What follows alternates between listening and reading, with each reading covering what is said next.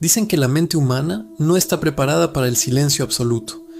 Cuando trabajas en una nave industrial de 20.000 metros cuadrados, rodeado de estanterías de acero que se pierden en la oscuridad, el silencio de la madrugada te acaba volviendo paranoico. Cada crujido del metal parece un paso. Cada corriente de aire suena como una respiración. En recambios automotrices. El pistón, el turno de noche, lo cubríamos 7 hombres. Estaba Soge, el veterano al que le quedaba un año para jubilarse. Albert y Romeo, 2 moles de músculos encargados de la carga pesada. Henry y Pom, que siempre estaban bromeando en la zona de inventario. Bese, nuestro operador de grúas, callado pero leal. Y yo, Mena. Era un martes cualquiera, una noche rutinaria de café malo y luces fluorescentes parpadeantes, hasta que dieron las 3 de la madrugada. El cambio fue sutil al principio. El eterno olor a grasa industrial, neumático nuevo y polvo se desvaneció, siendo devorado por un hedor que te revolvía el estómago de golpe. Olía a cobre, a amoníaco concentrado y a matadero viejo. Era un tufo a carne podrida y azufre que hacía llorar los ojos. Fueron Henry y Pom quienes encontraron el origen en el pasillo 4. Cuando llegamos allí, las bromas de Henry se habían esfumado. Estaba pálido, tapándose la boca y la nariz con la camisa. Frente a ellos, justo en el centro del pasillo de los radiadores, había una montaña de excremento. Pero no era la deposición de un perro callejero o de una rata gigante. Era una masa negra, viscosa y humeante del tamaño del capó de un coche pequeño. Y lo peor de todo es que entre esa plasta repulsiva se asomaban pedazos de metal retorcido y huesos astillados que definitivamente no parecían de ningún animal conocido. Algo inmenso, grotesco y terriblemente enfermo estaba encerrado con nosotros. A las 3:15, antes de que pudiéramos llamar a la policía, todas las luces de la nave murieron de golpe. Un apagón total. El zumbido constante de los ventiladores se apagó, dejando paso a ese silencio sepulcral que tanto odiábamos. Solo quedaron las tenues luces rojas de emergencia, bañando los pasillos de hierro con un tono infernal. Soge gruñó, agarró su linterna de dinamo y dijo por la radio que iba al cuarto de contadores. Pensó que las ratas habían mordido algún cable principal. Pasaron 10 minutos. La radio solo escupía estática. Nadie contestaba a nuestras llamadas. Albert y Romeo, armados con barras de acero macizo, fueron a buscarlo. Eran tipos duros, cada uno pesaba más de 100 kilos, pero la fuerza bruta no sirve de nada contra lo que no puedes ver. Caminaron por los pasillos en penumbra hasta llegar cerca del cuarto eléctrico. Encontraron la linterna de Soge, tirada en el suelo, encendida, iluminando un charco espeso de un líquido que parecía aceite de motor, pero que olía a hierro y sangre. Romeo ni siquiera tuvo tiempo de gritar. Desde la oscuridad absoluta de las vigas del techo, a 15 metros de altura, algo cayó a la velocidad de un rayo. Albert solo vio una masa de extremidades largas y pálidas. En un abrir y cerrar de ojos, la criatura decapitó a Albert con un solo movimiento de sus garras y apresó a Romeo, arrastrándolo hacia la negrura del techo.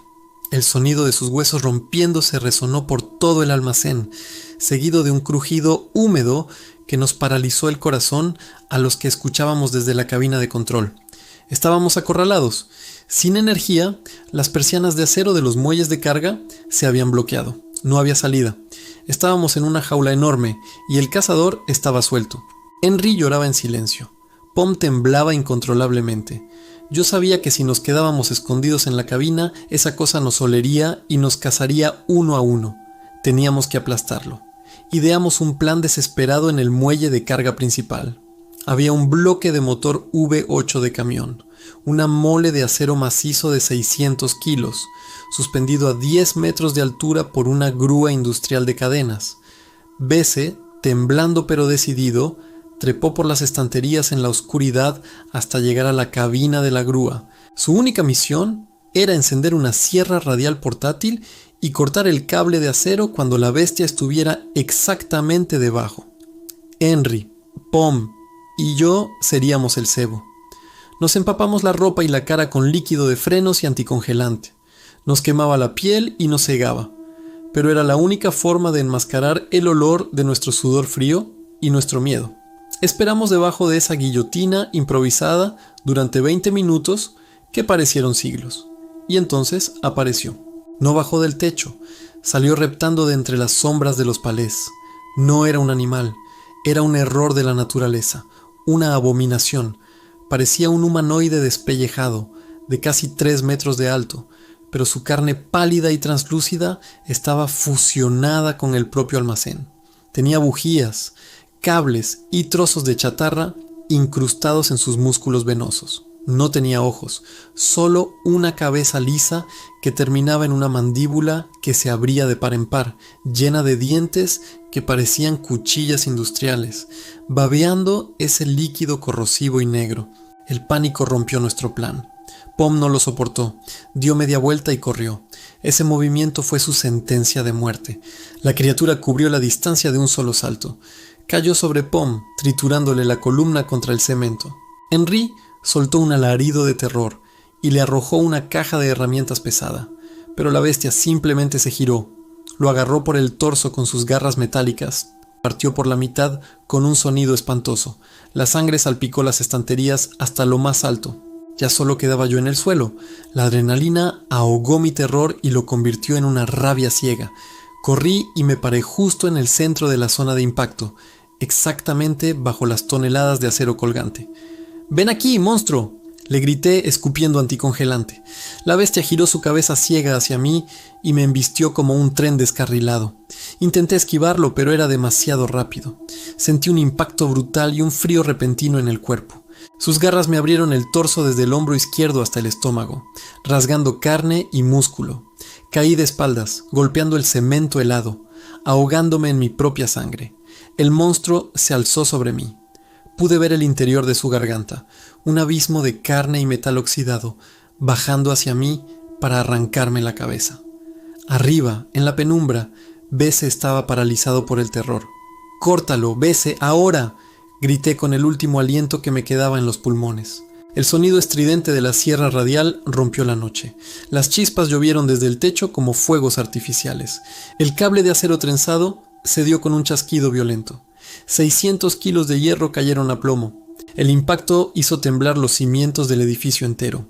Un estruendo ensordecedor ahogó el rugido de la bestia, seguido del crujido repulsivo de huesos aplastados y carne triturada.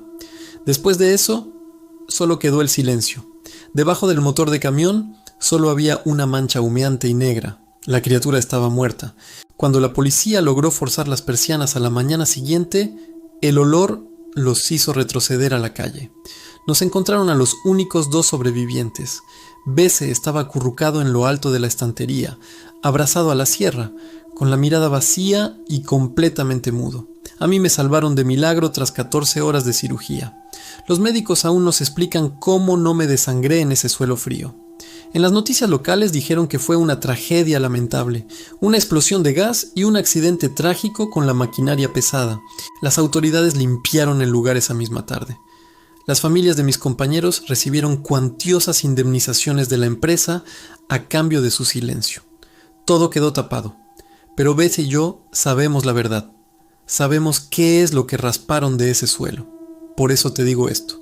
Si alguna vez trabajas solo en una nave inmensa y de repente el eco de tus pasos suena apagado, o si el aire empieza a oler a azufre y metal oxidado, no intentes buscar de dónde viene. Corre, corre y no mires atrás. Y sobre todo, por lo que más quieras en este mundo, nunca mires al techo.